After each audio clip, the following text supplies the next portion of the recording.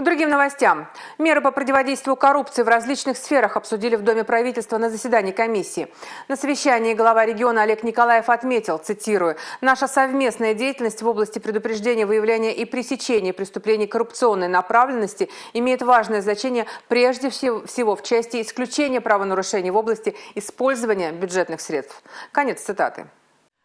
Средства бюджетов всех уровней должны использоваться эффективно, мероприятия выполняться, объекты вводиться в сроки. По мнению главы региона, важна роль контрольно-счетных органов, деятельность которых в этом году претерпевает централизацию. В концепцию механизма господдержки заложен максимально прозрачный механизм принятия решения о предоставлении субсидии, либо об отказе в ее предоставлении. Так, правилам предоставления субсидии мы предусмотрели такой порядок, который полностью исключает субъективную составляющую принятия решения о предоставлении субсидии.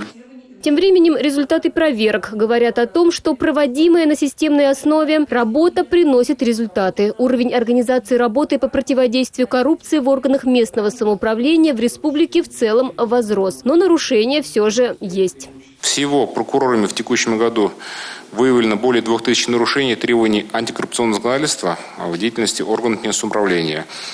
Из них 663 протеста было принесено на нормативно-правовые акты органов местного самоуправления. В суд направлено 32 исковых заявления об обязании проводить антикоррупционную экспертизу. Внесено 804 представления.